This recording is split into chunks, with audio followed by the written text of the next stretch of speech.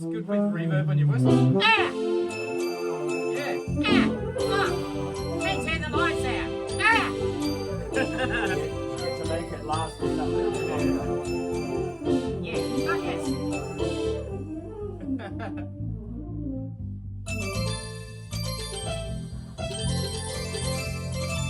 Welcome to yet another Behind the Sound video on Sing It Live here on the Crafty Music Tips YouTube channel. My name is Crafty and it's a pleasure to yet again do another one of these videos. You know, if I've been asked by Mr. Sing It Live himself, Darren Mullan, to come along and play in a song, I feel like it's not an obligation, it's just a privilege to be able to do so. And it's always a privilege when I get the opportunity to be able to sit Darren down and have a chat with him. So I'm going to do that.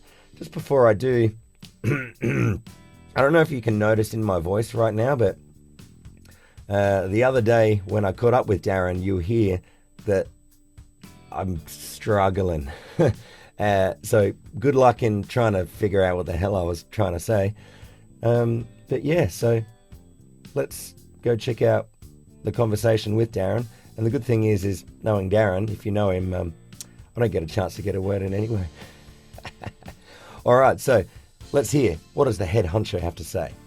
How you doing, Crafty? Yeah, I'm all right. How's the voice? It's a little bit croaky, but The pressure as a singer, I'm normally in here producing tracks with other singers out front and I'm singing backing vocals and I'm thinking about keyboards and stuff. That's still a lot, but singing somehow is just so overwhelming too. It's just such a huge responsibility, and having to sing, especially these guys, Daryl Hall, he's one hell of a singer, and so I think it's just that. with this week's song, I wouldn't say that I really knew that much about Hall & Oates at all. I managed to just completely miss them. You know, really, Hall & Oates weren't making it onto charts until, 75, 74. She's Gone, a huge hit for them. That was 1974. Oh, really? And, they re-released it in 76. A lot of people think Sarah Smile, that came out in 75, was their first big hit, but She's Gone was re-released in 76. And Rich Girl was all around there. That's 1976, all right? Right. And in the 80s, they really didn't do anything for a while there. I think John Hall had gone off to Europe for a bit of vacation for a while, for a few years. They might have had a fight. Might have been over that Sarah chick, I reckon. That's probably my... And there was like 81 before they did that cover of You've Lost That Loving Feeling. And that sort of brought them back on the radar. As soon as they did that, they used that opportunity to bang out Kiss on My List, which is a song I've previously done with the HSCC with Barry Leaf, a great track. You Make My Dreams was the same time. And then it was like 82, like I Can't Go For That, same Bang Bang Bang. And then in 82 they did Man Eater. And I was, I don't know, what was I, 13 years old. Ghetto blasters were in, and break dancing was about to pump through. Man Eater came out and that bass, boom, boom, boom, boom, boom, boom, boom. So everyone was playing it on their ghettos. It was a big street level song, right? I mean, at the time, I didn't even know what Hall & Oates looked like. I had heard their songs and stuff, but I was 13, I was too busy getting beat up at school because I was just too uncool. But these guys really, to me, they are an 80s band in this context, but their style really hasn't changed much since the mid-70s. To me, their very first song, I think, She's Gone, I think I read that a Todd Rundgren was a co-producer. For the old people watching, Todd Rundgren was a fantastic songwriter and artist in his own right, and producing right in the middle of that stuff. So you know where these guys lie. It might have been Kiss on My List that still made a top 10 on the R&B charts. It's very rare for a white singer to be on the R&B because it was so segregated then too, right? I think this is like number 6, number 1 hit. So, Right. And so where does it sit in the chronological order? It would be about mid-80s by then, 85? 1984 is Out of Touch. This is a couple of years before my high school graduation. That's still a prime time for me as far as music influences go. I've been playing keyboards and performing since I was 13. So that puts this out at 15 years old. So Yeah. I'm so happy to have done some of these Hall & Oates tracks. They seem to be something I've gravitated to. Back when I was in the High Street Country Club, I sang Man Eater, and that was fun. That was in the COVID days when we were recording in a warehouse. I Can't Go For That was one of the very first songs, I think it was the first song I ever sang on the High Street Country Club channel. I haven't redone those tracks because we've done it. I've sort of kept it as a rule, don't redo those tracks. But, oh gee, I'd love to redo some of them. Let's see how time goes and see how that rule still applies. The very last song that I sang was You Make My Dreams Come True. Hall & Oates is sort of the beginning and the end of HSCC for me, a bunch in between, and here we are, the swan song of Hall & Oates in the 80s for me. You know, they sort of cranked on, but as far as hits go, I disconnected from that sort of stuff from then. I think this is the last big banger that I remember. Fair enough, it takes a while before singing starts, so... It's not called Intro It Live. Well, let's There you go. do it. Thanks. Let's do Intro It Live. Yeah. And so, why this particular song rather than like one of the other ones like Rich Girl or something like that? We seem to have a good 80s following. The 70s stuff, I think some of the earliest stuff like Rich Girl still requires My Whirly, which is getting fixed at the moment. And I totally love that sound, the Rhodes and Whirly sound. And so once that is fixed, I think we might jump on Rich Girl, right? That's a great song. The earlier stuff is sort of maybe a little mellow for the energy that I like on the channel. So perhaps it's luck that 80s is, you know, accepting my style. You know, these guys broke up over money. I think it might have been jealousy. This is my opinion, because it seems Daryl Hall was singing and John Oates was no longer really singing on the hits. They still sort of sung together in parts, but I think that they were banging their heads over it, and when they hadn't had much action, John Hall wanted to sell off the publishing, sell it off to, you know, to someone who, like these days, people can acquire the publishing on an artist. Tina Turner did it, The Boss did it, all of those people, right? The Beatles, even Michael Jackson bought their catalogue there for a while. So he was going to sell it off. Daryl Hall said, no, you can't. Went to court, put an order on that and said, you can't. And I think in the end, they just sort of let it go. And he kept his half, or whatever split that was, of the hits. And he wanted to really just sort of be away from Daryl and cash in. And I think that's what really broke them up. And I mean, the last people who chatted to them said they'll never, ever play together. Like, ever. And that's why I can't go for that. It's really sad. I mean, I love them because I know they'll never be back together. This is a thing, like, even though they're two guys who are alive, it'll never happen, you know? I mean, I can understand that. We can all there dream, are people I though. would never work with again. There's at least one. Because, I mean, the Eagles had the Hell Freezers over tour, so... I don't think the Eagles actually went to court specifically against individuals, like, you know, against each other, and really fought lawfare. And I think that once you do that, it really crosses some lines that, you know, I know out of experience, it really just crosses lines that you just can't go back to. So it's a sad thing, but great song. And, you know, I don't think it has enough airplay, really. This song is still has relevance.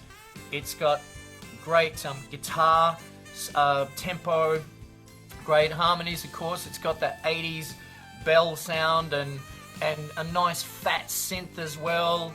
A bit of piano octaves at the beginning, which we got Emile, Ryjoch, our sax player, to do on the day. I was sort of tucking behind Shaun on the bass there doing it, and Emile walked in ready to do the session, and he goes, oh, I can do that, as jazz players do. So there's a little shot of his hand banging on the piano there, so it had to be done. It's the sound. that opens up the track. I've played a piano line, Phil. Do you want Are it? you worried about that? Do you want to do it? Yeah. Yeah, okay. Yeah. You know how to do it. There you go. I'm going to double it on you anyway. Yeah. So the top one there, one, down, down, that makes sense. It's good. Okay, cool. I think all the rest are on. Is that right? I'm Not the going E. to double Not it the on E. you The anyway. E's always, yeah. He knows There about you the E. go. The E's off too. Yeah. Do you have to pay your double for 2 jobs or? Yep. Just checking. Oh, that's all right. We'll wait on this one. Maybe next time. All right. How did you go with the BVs? Did you find it easy or hard to learn this song? Did you really know it? Interesting thing about that, I can't actually remember very clearly the song because, you know, occasionally, you know, if it's a song that is not familiar to you from your past, and especially if you haven't played it before, like it's been a little while since we've recorded it. How long do you reckon? Maybe over a month? 2 months maybe? I think it was only a month, 4 or 5 weeks. Something like that, yeah. So, and so I'm struggling to remember just Yes. because, you know, Damien says to me once that, you know, if it's not a song that he's familiar with, as soon as he walks out the door, the song goes. And there was that time where we had to redo the recording and he had to sort of relearn it again, even though it was not really that long in duration. Yes. But yeah, I mean, something that thankfully for me doesn't feel like, you know, that there was too many hurdles because... It had an unusual little flip in it. You're out of touch. Time. That's right. You're not around. You're out of touch. So that in those little bits, sort of, they were unusual, and that sort of made it as well. It was like a little crossover meter and counter melody thing. So Yeah. So that's it's a lot funny. of innocence, like people singing along with me on this. So I know that when I sent you your vocal parts, there was still a lot of lines where you were singing with me. Oh, You're out of touch. Time. Could we swap? Yeah. Yeah, that's heaps easier for me. I'm on my break. What are you doing? I'm the melody.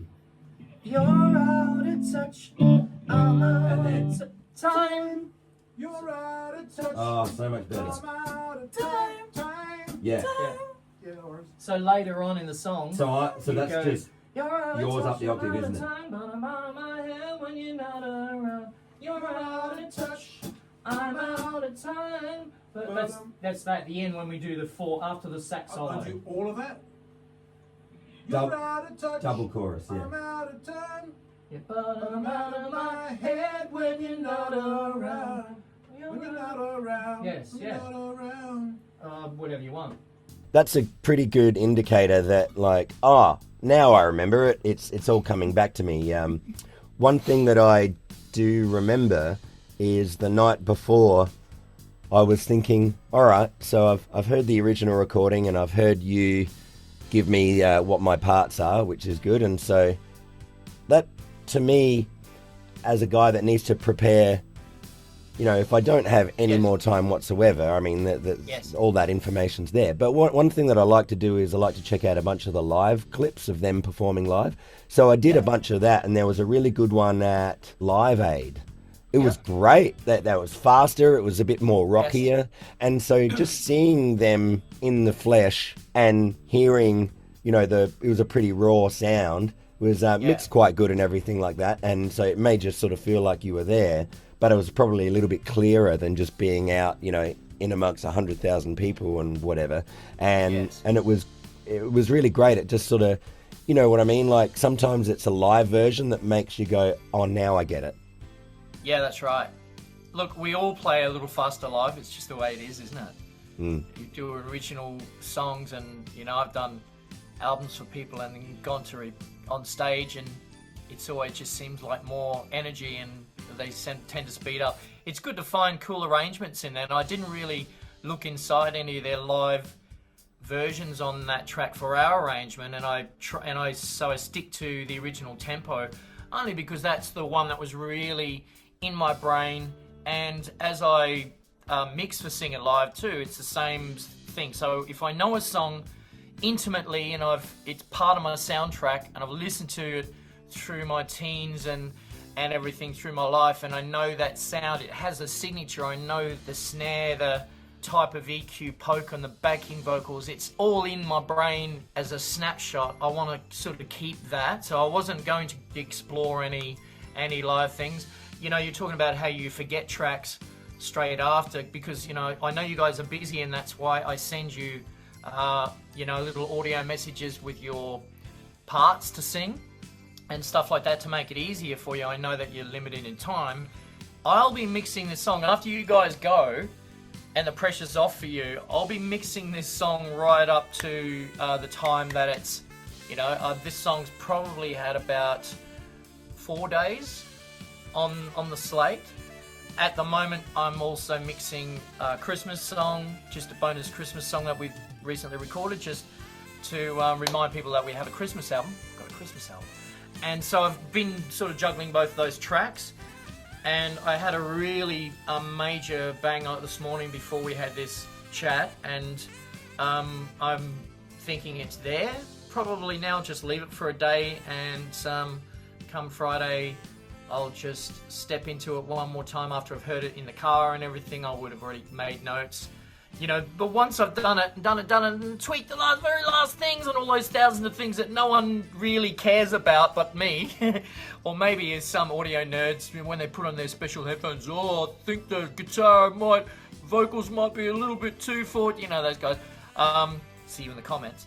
I just forget and stop listening to that track once it's done and it's out.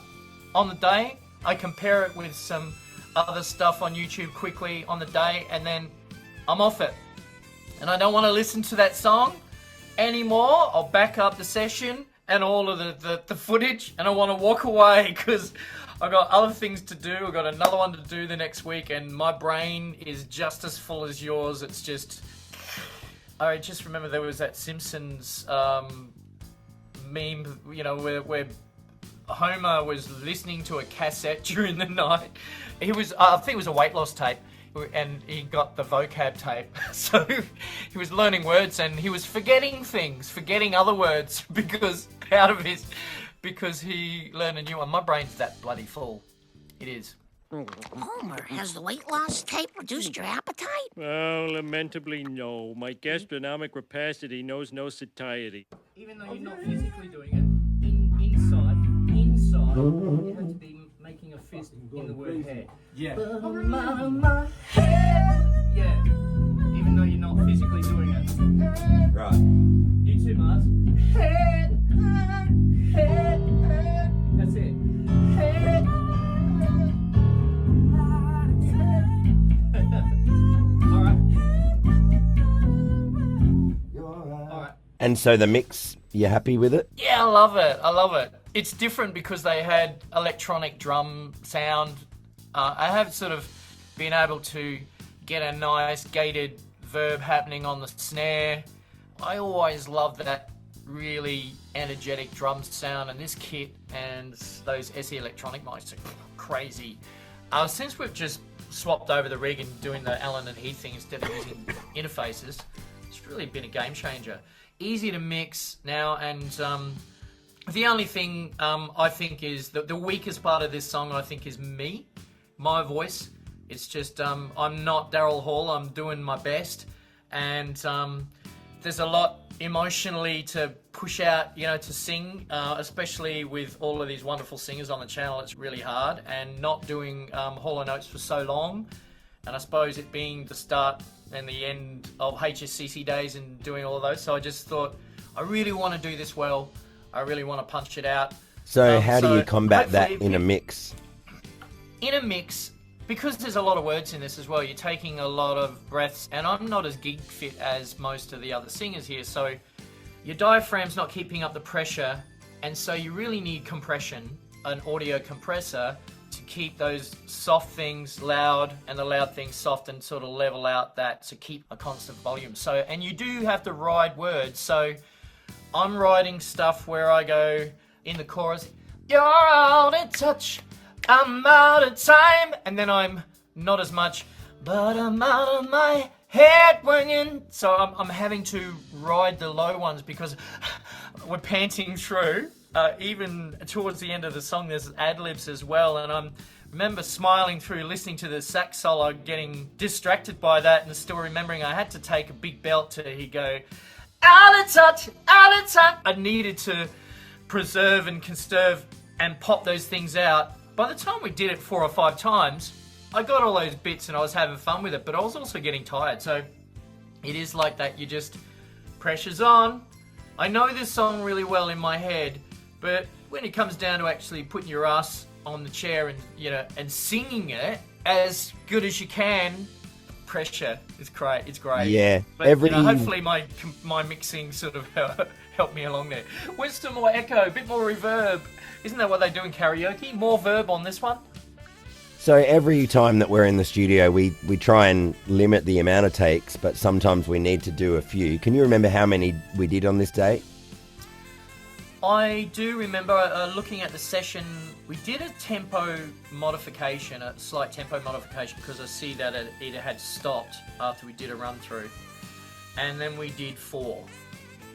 So 1 was pretty scratchy, and then we did 3 in a row. And I think that the first one may not have even had Emile, from memory, he rocked up after that first one.